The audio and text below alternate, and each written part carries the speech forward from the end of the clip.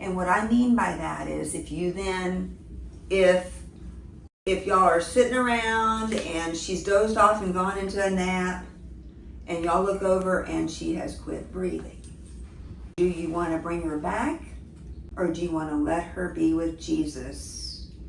And that's the question that I'm talking about.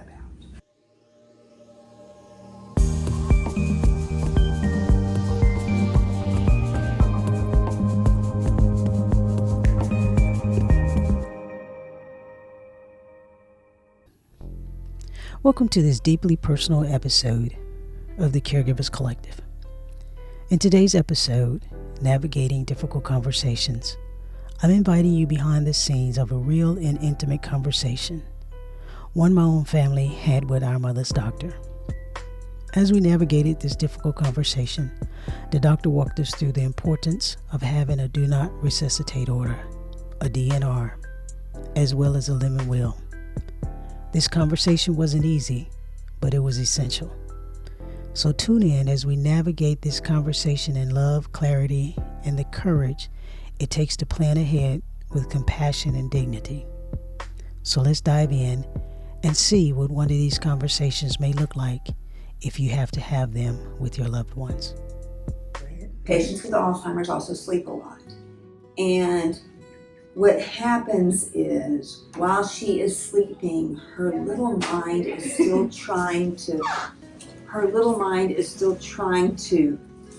connect the synapses and is constantly working, trying to find the pathways to focus. So she is burning so many calories with her mind trying to waste that even though she doesn't do anything and she sits a lot, and even though she's eating good, they lose weight. Okay? And it's because their brain is eating the fuel up, even though you're not seeing any fruit of that labor. Okay? According to the rule book, when an Alzheimer's patient has lost 15% of their body weight, they meet the criteria for hospice. And so we just need to keep that in the back of our mind, because according to a textbook, she is approaching the last year of her life. This is the last year. Now, that's not perfect. It's not gospel. We are not God Almighty in healthcare, okay? But I'm just telling you the statistics. The statistics are when a dementia patient has lost about 15% of their body weight, they're at the end stages of their dementia. And what's going to happen is it's going to get harder and harder to wake her up and feed her.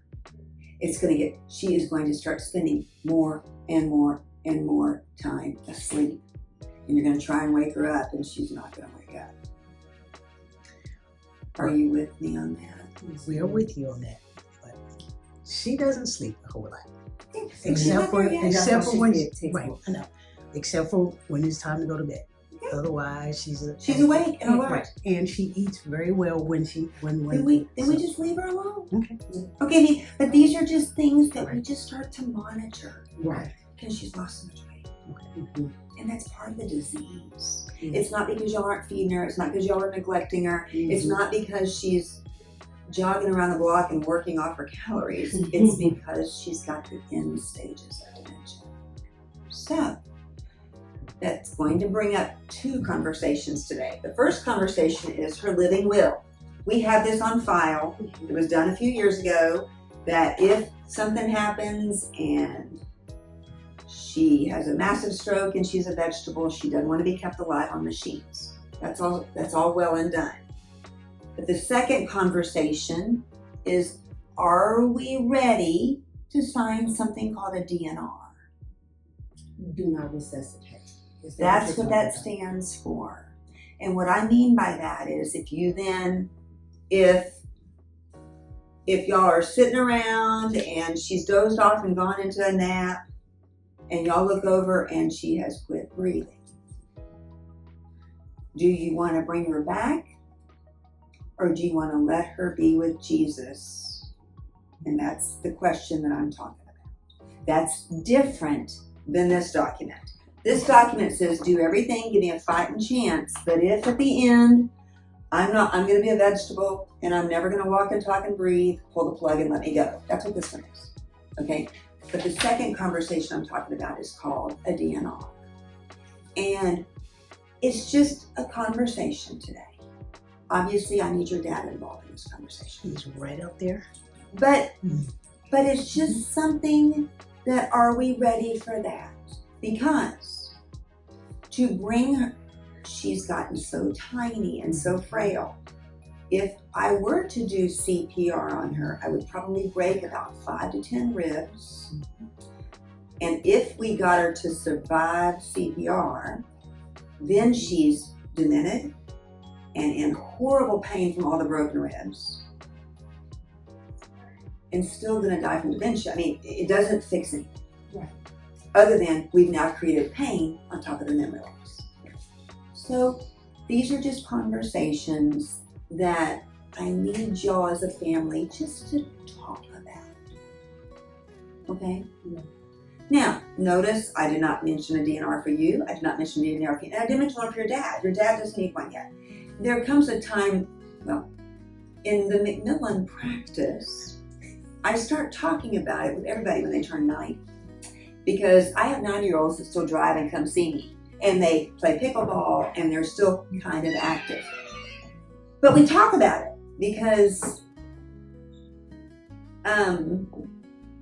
it's a conversation. Meaning we're all going to die eventually, and when we approach the age of 90, that time is getting a lot closer. And so it's just something to talk about. Do you guys want to talk to him about it later? Do you want me to approach it with him today? What do y'all want? Mama, what's on your mind? Huh? Do you understand what's happening here? Yeah. Okay. I know. Okay. I just want to make sure. I think it should come from you, Dr. McMillan. I understand what she said. Okay. Well, if you go to sleep and Jesus calls you home and you die in your sleep, do you want me to bring you back? Or do you want to stay with Jesus? I mean, I there, don't but understand. you know, I understand what you said. So, I don't know if she fully understands. It's okay. Okay. It's okay. It's just a question. And we don't have to do anything. Right. Okay? But I think we just need to start talking I do think that it would be good if you would share that with Dad today. Yeah. You know, Yeah. just so he can already be be processing. processing it as well as. Well, I mean, and I have had some spouses who say, yeah, I want one too. It's like, okay, get your doctor to do one on you too. I mean, which then you got to look at the kids and say, same for me. Right. You know, it's kind of like the Notebook movie. If she goes in her sleep and I go in my sleep, let us stay going. We're going together. We're Right. good. Right. Okay, and okay, and it's okay. He's at that age that he can make that choice. Right. You know, my parents are young and active. They're 82. Oh, okay. But guess what? They signed DNRs. Right. Because they said if we die in our sleep, we're done. Right. It's okay. Right. We don't want to live. We don't want to be brought back to be miserable and to die of cancer or whatever. I mean, the answer is if there's a reason we die in our sleep, there's a reason we die in our sleep. We're 82 and half of our friends have already started dying and we're okay. Yeah. Understand. You know? So you want to go get that? Yeah. Go ahead. Talk to him. Tell him. Weird. It's just a conversation. Hi. How are you? I know. How are you? It's good to see you.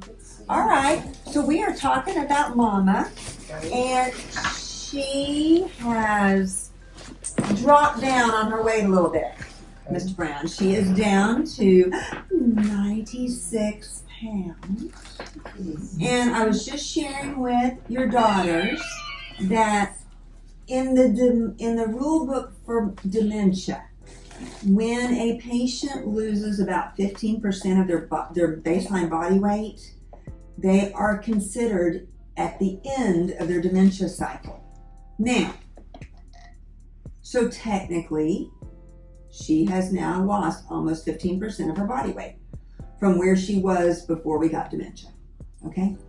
And that doesn't mean that she is going to die in the next 6 months, but what it does mean is that she is considered end-stage dementia. Even though she is awake and talking and engaging with us, it just means we're at the end stages of her disease. So with that comes two conversations. The first conversation is when she reaches the point that she starts to get weaker and she starts sleeping a lot, when you find it difficult to get her to eat, when she starts sleeping through a meal and you can't wake her up, at that point, we need to think about putting her on hospice because we've really reached the end. And what's going to happen is she's going to drop 10 more pounds and start kind of wasting away. So that's number one thought, is that hospice will be in the future. Don't know when that'll be, but it's in the future. The second thought is that she, thank you. I already have her advance directive. We did this a while back. This is the living will that says if she has a big stroke and we bring her to the hospital and we save her life, that she doesn't want to be kept alive on machines. If we come to the family and say, okay, she's a vegetable, she's never going to walk and talk, and she's on a ventilator and a feeding tube, are we going to keep her on that or not? And y'all have said no. We don't want to be kept alive in a nursing home as a vegetable. But the second conversation is, are we now ready with her to sign a document called a DNR? And this is how I phrase it. Hi. It's a party. Sorry about that. It's my brother. Oh, hi. He's the oldest one in the party. So it's the second question, knowing that she is at the end of her disease. If she passes away in her sleep, do we want to try to bring her back? Do we want to resuscitate her? So I'm going to give you an example. Let's say y'all are having a family lunch and mom says, I'm tired, and she goes to her chair and she lays there and falls asleep, and the next thing you know, she dies. She has a heart attack. She dies. Y'all look over, she's not breathing. Do we want to do CPR and bring her back? Or are we ready to say, if the Lord calls her home, we're going to let her stay home? Because she's 96 pounds. To do CPR on her, if when the paramedics get there, if we say we do CPR, they are going to break every rib in her chest because she's so tiny. And if they get a heartbeat back, she is going to be in the ICU, and she's going to slowly, over the next month or two, die of broken ribs, pneumonia, and dementia. She's at that stage in her illness that she's so feeble and frail, doing CPR on her, assuming we could get her back, is going to cause some suffering. So, that is a question just for y'all to talk about. Okay? Because today, if you look over and mom's not breathing and you call the ambulance, by law, those paramedics have to start CPR. The only way they won't start CPR is if she's on hospice, or we sign a DNR. And I'll give y'all a sample to take home just to look at. Otherwise, by law, they have to start CPR. Okay? So, y'all just think about it. Y'all just talk about it. I do have to participate in signing the DNR because you have to have a licensed physician agree to it. But other than that, we don't have to do it today, but this is just part of the conversation. Us are blessed to get to decide how we want to live. Some of us aren't blessed, okay? Some people have stage 4 cancer and they fight and they fight. And I don't wish that on anybody because there are some cancers that are just horrible. And they still take you at the end, okay? And you don't get a choice with that. But she is relatively healthy. She's just got dementia. And I truly believe that's what's going to end up taking her life at the end. But it's going to be slow and sweet and smooth. And you know, they call it the long goodbye. You know, you've heard that phrase, Yes. dementia's the long goodbye.